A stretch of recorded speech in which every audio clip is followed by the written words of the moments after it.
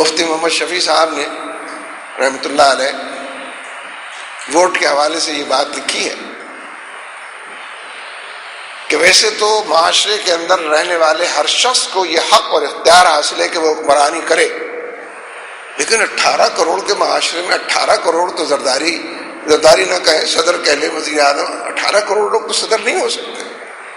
تو پھر کیا کیا جائے؟ پھر ہم اپنے اس حق کے حکمرانی کو تفویض کرتے ہیں، کسی اور کے سپرد کر دیتے ہیں۔ ہم کہتے ہیں 400 آدمیوں کو ہم یہ حق حکمرانی دیتے ہیں، 18 کروڑ کے بجائے 300 آدمی جو اسمبلی کے اندر ہیں، ہم سب اپنا حق تفویض کر دیتے ہیں، اپنے اختیار کو سرنڈر کر دیتے ہیں کہ تم ہمارے نمائندے ہو، ہماری طرف سے بات کرو۔ وہ 400 بھی اپنے حصے کا کام کرتے ہیں، یہ 300 جتنے بھی ہیں، پھر وہ اپنی حکومت بھی بناتے ہیں، کابینہ بھی بناتے ہیں، مزید اس کو مرکوز کر دیتے ہیں کہ یہ کام تو 100 آدمی کر سکتے ہیں، 50 آدمی کر سکتے ہیں۔ اس لیے جب میں نے کسی کو حق حکمرانی تفویض کیا ہے تو اس کی حکمرانی کے ہر برے بھلے کام کا حصہ مجھ کو ملنا ہے۔ وہ جنت پہ جائے گا، میں بھی جنت پہ جاؤں، وہ دوزخ میں جائے گا، میں بھی دوزخ میں جاؤں، میں نے اس کو حکمران بنایا ہے۔ یعنی مفتی شفیع صاحب فرما رہے ہیں، اس لیے اس ووٹ کی اہمیت پر انہوں نے تفصیل سے ارشاد فرمایا ہے کہ ووٹ کتنا اہم ہے اور کیسی امانت ہے، اور کس طرح دیکھ بھال کر کے کن لوگوں کے برادری کی بنیاد پر ووٹ ہے، دوستی کی بنیاد پر ووٹ ہے، پیسوں کی بنیاد پر ووٹ ہے۔ جو جیت سکتا ہے چلو اس کو ووٹ دے، جیتا ہوا آدمی ہمارے کندھوں پر بیٹھے گا، ہارنے والوں کو ووٹ نہ، بھائی سچے لوگوں کو ووٹ دو، جھوٹے لوگوں کو ووٹ نہ دو، امریکہ کے حامیوں کو ووٹ نہ دو، امریکہ کے مخالفوں کو، یہ تو بات سیدھی سادی ہے نا، ظالموں کو ووٹ نہ دو، جو پہلے بھی تمہاری بگڑی میں اضافہ کرتے رہے ہیں اور بنانے کے بجائے اس کو مزید بگاڑتے رہے ہیں، جو پہلے بھی تمہاری قسمتوں کا اور تقدیر کا سودا کرتے رہے ہیں، یہ محض ووٹ کی ایک پرچی نہیں ہے۔ اس لیے یہ بھی جمہوریت ہے کہ یہ پوری بات کی جائے اور لوگوں کو بتایا جائے کہ تم اپنا حق حکمرانی ظالموں کے سپرد کرتے ہو، تم شاید اتنا ظلم نہ کر پاتے لیکن زیادہ بڑے ظالم کو ہم پر مسلط کرتے ہو، اس کے زیادہ بڑے ظلم کے نتیجے میں تمہارا کھاتہ بھی کھلا ہوا ہے کہ ظلم کی اس طویل داستان میں تمہارا بھی اتنا ہی حصہ ہے۔ اور یہ جو معاشرے کو گڈ گورننس اور بیڈ گورننس کی بات آتی ہے، ہمارے یہاں تو گورننس ہی نہیں ہے، کوئی حکومت ہی نہیں، جس سرے سے نظر ہی نہیں آتی، دوربین لگا کر دیکھو، خوردبین لگا کر دیکھو، بصارت نہ صحیح بصیرت کی آنکھوں سے دیکھو، کہیں حکومت نظر آتی ہے؟ یعنی کس قدر افسوسناک واقعہ ہے جو کل لاہور میں پیش آیا ہے۔ کوئی ذمہ دار اس کا؟ کوئی ذمہ داری لیتا ہے؟ کوئی نہیں لیتا، تنخواہیں لیتے ہیں سب، بلٹ پروف گاڑیاں لیتے ہیں سب۔ وزیر خزانہ نے اسمبلی کے اندر تقریر کرتے ہوئے کہا کہ ان وزراء کو شرم آنی چاہیے جو 6 گاڑیوں کے ساتھ چلتے ہیں، کسی ایک کو بھی نہیں آئی، اس لیے کہ 6 تو کسی کے پاس نہیں، کسی کے پاس 8 ہیں، کسی کے پاس 10 ہیں، کسی کے پاس 12 ہیں، کسی کے پاس 6 ہوں تو شرم آئے اسے، 12 والے کو کیسے شرم آئے گی؟ بلٹ پروف گاڑیوں میں چلتے ہیں، قافلوں کے ساتھ چلتے ہیں،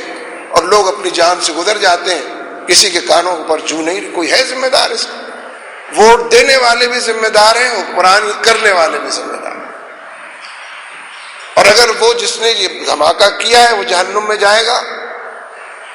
تو اپنی اپنی باری پر باقی لوگ بھی جائیں گے۔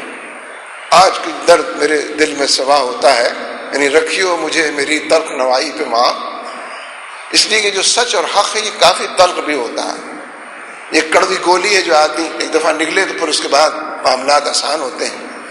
اس لیے میرے دوستوں وہ کشمیر کی بات بیچ میں رہ گئی۔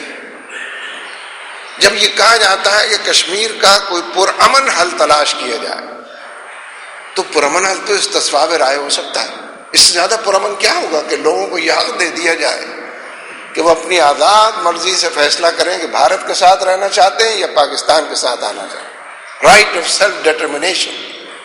حق استصواب رائے دہی جسے کہتے ہیں، پلیبسائٹ جس کا مطالبہ مسلسل کیا جاتا ہے، یہ حق لوگوں کو ملے کہ وہ اپنی، اس سے زیادہ پرامن حل تو کوئی نہیں، یہ تو گولی کا حل نہیں ہے، بندوق کی بات نہیں ہے اس میں۔ اور اگر سیاسی حل کی بات ہے تو بھی یہی سیاسی حل ہے کہ یونائٹڈ نیشنز کی قرارداد ہے، اس کو بھارت نے اس کو اون کیا ہے، پنڈت جواہر لال نہرو نے اس کو تسلیم کیا، پھر اپنی کہہ وکرنیوں کے نتیجے میں اور اپنی سازشوں کے نتیجے میں ہندو بنیا جو کچھ کرتا رہا ہے وہ 60 سال سے سب کے سامنے ہے۔ لیکن یہ جو پھر وہی بات آ جاتی ہے، مسلمانوں کی اجتماعی جدوجہد تاریخ کے اندر جب نظر آئے گی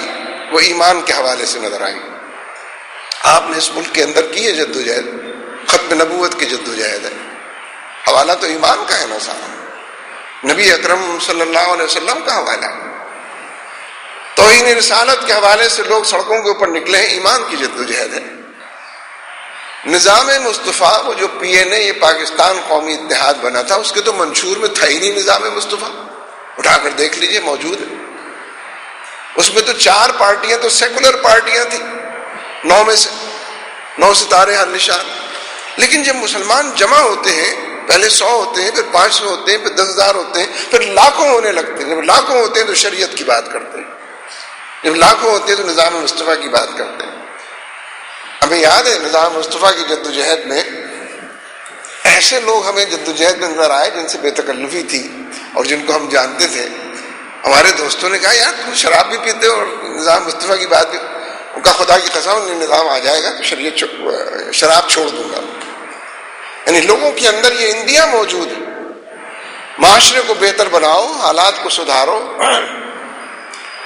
اللہ اور اس کے رسول کی طرف لوگوں کو بلاؤ، ہم بھی بلائیں۔ بہت لوگ اس طرح کے بھی معاشرے موجود ہیں۔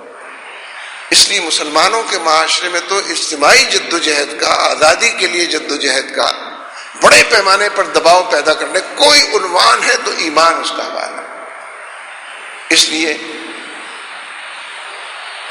کشمیر کی بات اگر وہیں رکھیں جہاں تک میں نے کی ہے، افغانستان کی بات بھی، افغانستان کیسے زبان پر نہ آئے؟ ہمارا ملک ہے، مسلمانوں کا ملک ہے، توحید کے علمبرداروں کا ملک ہے اور مظلوموں کا ملک ہے، جن سے سب کچھ چھین لیا گیا ہے۔ لیکن آدمی کے پاس جہاد ہو اور جذبہ جہاد ہو، آپ چھین لے جو چھین سکتے ہیں۔ اس قدر وہ اس کے پاس دنیا اور آخرت موجود ہوتی ہے، جذبہ جہاد کے نتیجے میں ایک شوق بھی ہوتا ہے، ایک تمنا بھی ہوتی ہے، ایک آرزو بھی ہوتی ہے، ایک رب سے ملاقات کی انتظار، اس کی گھڑیاں بھی ہوتی ہیں، ایک بے قراری اپنے رب سے ملاقات کی ہوتی ہے، جنتوں کی ہوتی ہے، اس کے تمام جتنے نوادرات ہو سکتے ہیں ان سب کی ہوتی ہے۔ لہذا سب کچھ ان سے چھین لیا گیا ہے، پہاڑوں کے علاوہ کہ پہاڑ چھینے نہیں جا سکتے ان سے۔ وہ پہاڑوں کی اوٹ سے بیٹھ کر جہاد کر رہے ہیں۔ یعنی پچھلے دنوں کتنا غلغلہ بلند ہوا تھا کہ قندھار کے اندر جو آپریشن ہم کرنے جا رہے ہیں، پورے نیٹو کے کمانڈر نے اعلان کیا تھا، امریکہ کے کمانڈر نے اعلان کیا تھا، جن کی برطرفی ہو گئی ہے، انہوں نے اعلان کیا تھا کہ یہ آپریشن ہم نے بڑے پیمانے پر پلان کیا، اس کی تمام جزیات کو ہم طے کر چکے ہیں، اور اتنے بڑے پیمانے پر ہم افغانوں کو، طالبان کو زد پہنچائیں گے، نقصان پہنچائیں گے کہ بھول جائیں گے پچھلی 8 سال کی 9 سال کی جدت۔ کیا ہوا اس کا نام نہیں لیتے، اس کا قندھار میں ہوا کیا ان کے ساتھ؟ جو ابتدائی چند روز تھے اسی میں جس عظیمت سے ان کو دوچار ہونا پڑا، اپنی توقعات اور اندازوں کے علی الرغم۔ یہ آیات ہیں ساری، یہ نشانیاں ہیں، یہ کمزور ضعیف الایمان لوگوں کو اٹھانے کے لیے، اس کے اندر قوت پیدا کرنے، ان کی زندگی کو بدلنے کے لیے۔ جو زندگی اس وقت ہم گزار رہے ہیں اس کی ترجیحات کو تبدیل کم از کم کیا جائے۔ میں نے عرض کیا تھا نا، روزانہ 4-5 گھنٹے تو نکالیں، کوئی قرآن کے لیے نکالیں، کوئی اللہ رسول کے لیے نکالیں، کوئی نماز کے لیے اپنے رب سے رجوع کرنے کے لیے نکالیں، کوئی دینی تحریکوں کا، جہادی تحریکوں کا، رجوع اللہ کی تحریکوں کا، دعوت اللہ کی تحریکوں کا ساتھ دینے کے لیے ان کے اجتماعات میں شرکت کریں، ان کی جدوجہد میں موجود رہیں۔ جہاں جہاں وہ نظر آتے ہیں، توحید رسالت کے حوالے سے، ختم نبوت کے حوالے سے، ظلم کی جتنی شکلیں میں گنوا چکا ہوں ان ظالمانہ اقدامات کے حوالے سے، اور امریکہ کی مداخلت، طاغوت اعظم کی مداخلت، اس کی کار فرمائیاں، اس کے ڈرون طیاروں کے حملے بھی، اس کی جتنی پالیسیاں مسلمان ممالک کے لیے سم قاتل ثابت ہو رہی ہیں، ان سب کے حوالے سے ناگزیر ہے کہ اس کے لیے وقت دیا جائے، محنت کی جائے، اور اپنے اوقات کو اثر نو ترتیب دیا جائے، اپنی مشغولیات اور معاملات کو اثر نو اس کو بنایا جائے،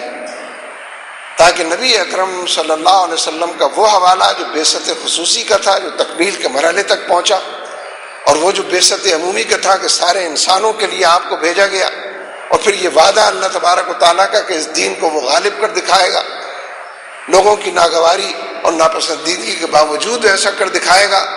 ہم اس تحریک کا حصہ بنے، اس ایمانی تحریک کا، اس جنتی تحریک کا، اور اپنے رب کی رضا کی طرف چلنے اور بڑھنے والی تحریک کا۔ اللہ تبارک و تعالی ہمارا حامی ناصر ہو۔ اقول قولی ھذا استغفر اللہ لی ولکم ولسائر المؤمنین وآخر دعوانا ان الحمد للہ۔